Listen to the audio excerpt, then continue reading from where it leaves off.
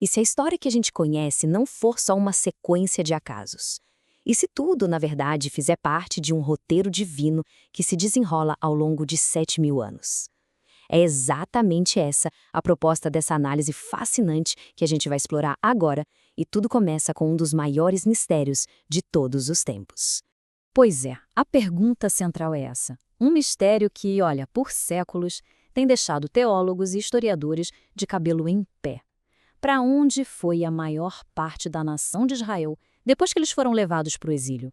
Será que eles simplesmente sumiram para sempre? A premissa aqui é bem ousada. A história não é uma série de acidentes, mas sim um plano de redenção muito bem estruturado. E a chave para a gente entender esse plano, bom, ela estaria escondida bem debaixo do nosso nariz, logo no início da Bíblia. Ok, vamos mergulhar nisso. A base de toda essa ideia é um conceito de tempo profético, onde a própria criação nos dá um tipo de cronograma simbólico para os grandes eventos da humanidade. E aqui está a chave para decodificar esse relógio. Essa interpretação sugere que cada um dos 7 dias da criação, lá em Gênesis, corresponde a um milênio da história humana. Ou seja, não é só uma história sobre como o mundo começou, é como se fosse um índice profético para o futuro. E o que é realmente interessante é como essa tabela monta o plano todo. Cada dia da criação simboliza um milênio e o seu tema principal. Olha só, desde o primeiro milênio, marcado pela luta entre a luz da instrução divina e as trevas da rebelião, até o sétimo milênio, que é o descanso prometido, é literalmente um roteiro. Com esse roteiro em mente, vamos avançar um pouco e ver como as coisas se desenrolam. Para a gente entender como as tribos se perderam, a gente precisa voltar para o momento exato em que a nação de Israel se partiu. Um evento crucial que dá início a todo esse mistério. Então, depois da idolatria do rei Salomão, a nação racha em 2 casas. No sul, fica a casa de Judá, lá em Jerusalém. E no norte, a casa de Israel, formada pelas outras 10 tribos. O curioso é que, embora isso pareça uma tragédia, essa interpretação enxerga isso como um ato divino para preservar o povo. Mais ou menos como Jacó fez quando dividiu o acampamento para proteger sua família. E aqui a gente vê a reação em cadeia, bem clara. A idolatria levou à divisão, a casa de Israel lá no norte se rebelou e Deus, através do profeta Oséias, dá uma carta de divórcio profética, declarando eles não meu povo. Tudo isso culminou com a conquista assíria, que espalhou eles por todo o império, fazendo com que as tribos, bom, se perdessem na história. Então a pergunta de $1 milhão é: para onde elas foram? A história mais conhecida diz que elas simplesmente se misturaram com outros povos e desapareceram. Mas a fonte dessa análise aponta para uma pista textual sobre um destino muito, muito específico.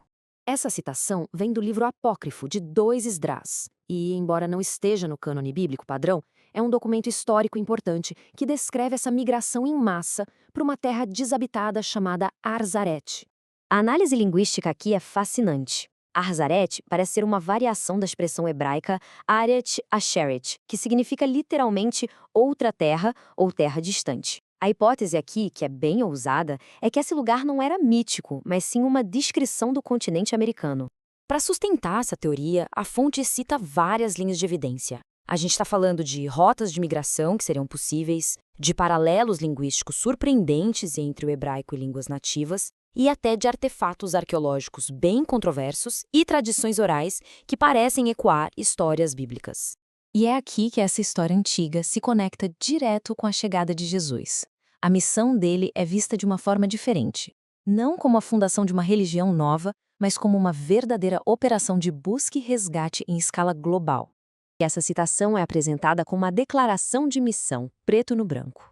O foco principal, segundo essa interpretação, era encontrar os descendentes do Reino do Norte que tinham se espalhado, as ovelhas que se perderam entre as nações e que, por terem sido divorciadas, agora eram consideradas gentias. E aí vem o apóstolo Paulo com a metáfora da oliveira para explicar como essa reunificação funciona. A ideia é que os gentios, que aceitam a mensagem, não estão se juntando a algo novo. Eles são vistos como ramos silvestres, ou seja, descendentes de Israel que perderam a identidade e que agora estão sendo enxertados de volta na sua própria árvore genealógica. Isso tudo nos traz para os dias de hoje, sugerindo que essa não é só uma história antiga, mas uma profecia que está acontecendo agora, no nosso tempo. A fonte apresenta uma visão bem particular sobre a chegada do Evangelho nas Américas. A ideia é que, embora a mensagem tenha chegado, muitas vezes ela veio misturada com interesses de impérios, com etnocentrismo, e acabou escondendo a essência da mensagem original, com conversões forçadas e imposição de cultura. Apesar disso tudo, a fonte afirma que hoje milhões de pessoas no mundo todo, especialmente nas Américas, estão redescobrindo uma conexão muito profunda com as raízes hebraicas da sua fé. E a conclusão dessa linha de pensamento é que esse movimento moderno de voltar às práticas bíblicas é o tal despertar profetizado da casa de Israel. São as ovelhas perdidas que finalmente estão ouvindo a voz do pastor e reconhecendo sua verdadeira identidade. E a gente termina com essa pergunta que dá o que pensar. Se essa interpretação estiver correta, nós não estamos apenas observando a história, mas fazendo parte dela. A gente pode estar testemunhando o cumprimento de uma profecia de quase 3.000 anos, o clímax de um roteiro divino que está finalmente chegando ao seu ato final.